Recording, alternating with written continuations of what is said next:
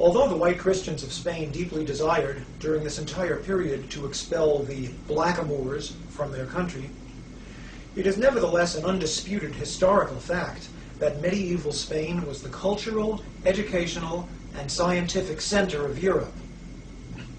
The Moorish kings lived in castles of highly polished marble, with elaborately carved walls and beautiful mosaic floors, while European kings lived in cold, damp castles of unfinished stone, crude by comparison.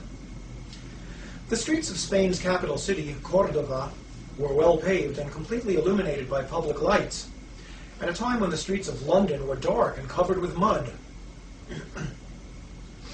The Moors possessed all the knowledge of ancient Greece, which was lost to Europe until the Renaissance. They made important contributions to philosophy, medicine, mathematics, chemistry, astronomy, and botany. Doesn't sound like such a dark age after all, does it? There were academies for the rich, free schools for the poor, and libraries containing books from all over the world. The Jews of medieval Spain got along famously with the Muslims, and for them the sojourn in that nation is remembered as being the second most glorious period in their history, exceeded only by the glory of the reigns of David and Solomon in ancient Israel. Medieval Spain was the time and place of Maimonides and many of the other great Old Testament scholars, whose works constitute the foundations of modern Jewish thought. Throughout the Middle Ages, the white Christians of Spain endeavored to thrust out the Moors. It took them until 1492 to do that. When Isabella and Ferdinand finally defeated the last Moorish king in Granada, in the same year that they financed Columbus's trip to America, they immediately expelled all Jews who refused to accept Christianity. This is not at all surprising. Since the Jews had actively supported the Moorish conquests, the Christians were not about to take any chances on losing what had taken them 800 years to regain. The day the last Moors and Jews were expelled from Spain was counted as a great day in Spanish history. But was it? It's true that Spain, largely through the strength of its navy, had achieved the status of a world power.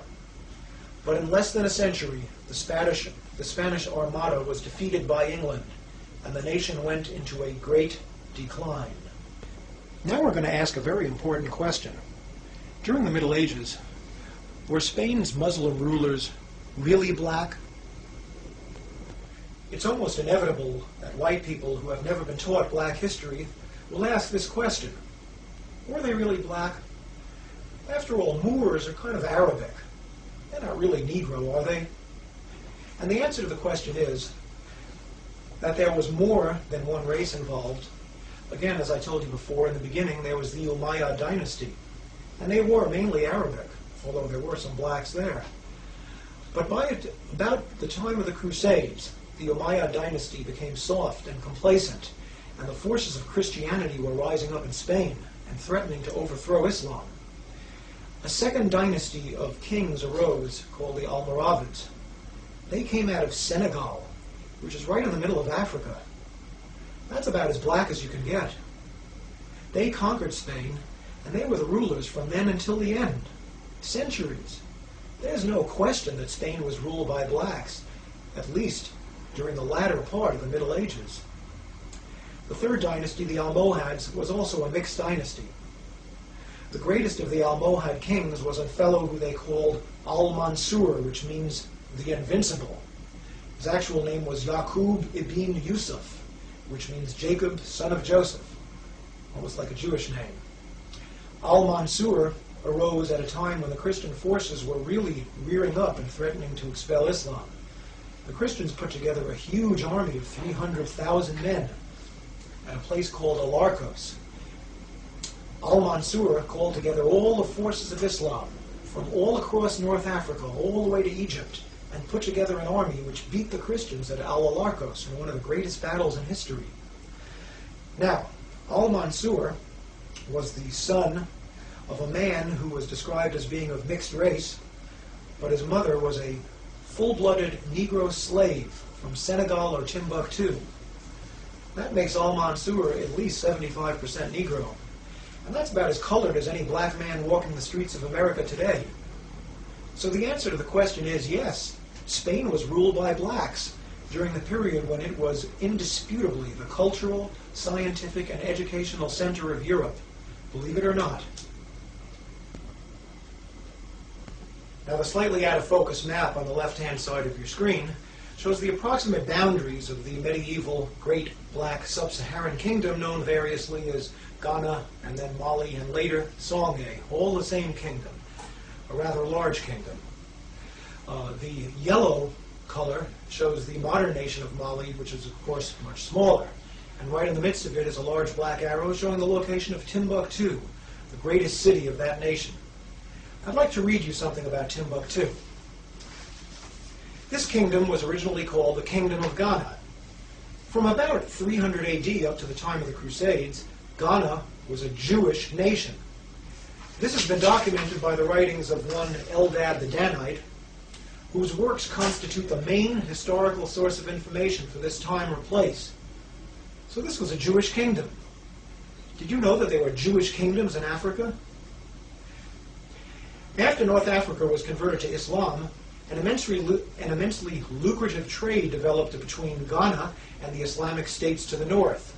In other words, the empire that was centered in Spain, which we talked about. At first, the Ghanans traded gold, then iron, which was used to make weapons. Eventually, they traded grain, which proved to be the most lucrative of all. Shortly after the year 1000 AD, the kings of Ghana converted to Islam. Subsequently, the city of Timbuktu became the center of trade for the entire world, not just Africa. At that time in history, movement of goods across Europe from land was out of the question, because Europe was a collection of warring, barbarian states. So all goods from the East, and that means all goods period, because there weren't nothing being made in the West at that time, all goods from the East were brought to Egypt, where they were loaded onto caravans. The caravan routes all converged at Timbuktu, which, by the 15th century, had become one of the wealthiest cities in the world. From Timbuktu, the goods were transported 1,000 miles to the Atlantic coast, from where they were loaded onto ships bound for Europe. In the 14th century, the University of Sankore was founded at Timbuktu, and this city began to become one of the world's leading centers of academic learning. Ghana, which by then was known as Songhai, came to be known as the Mecca of the Sudan. By the year 1500, this empire in the heart of so-called darkest Africa had become the center of the Islamic world, at a time when the Renaissance in Europe had barely begun. The students of Timbuktu were sent out to the great Muslim universities of Spain, North Africa, and Asia, and the learned men of all races and nationalities were paid handsomely to come into Timbuktu to teach. The commodity which came to be the most profitable object of trade in Timbuktu was not gold or silver or grain, but books. It has been written that there were more books in the library of the University of Sankore than in all the libraries of Europe combined. It is also said that the entire body of male free citizens was literate. Leadership and authority were in hands of the learned scholars of the city. There was a legendary 14th century Muslim traveler named Ibn Battuta. He's kind of like the Marco Polo of the Arab world. And this is what Ibn Battuta had to say about Timbuktu, and I quote, "The inhabitants had a greater abhorrence of injustice than any other people. Neither the man who travels nor he who stays at home has anything to fear from robbers or men of violence." The driving force behind these developments was God and nothing else.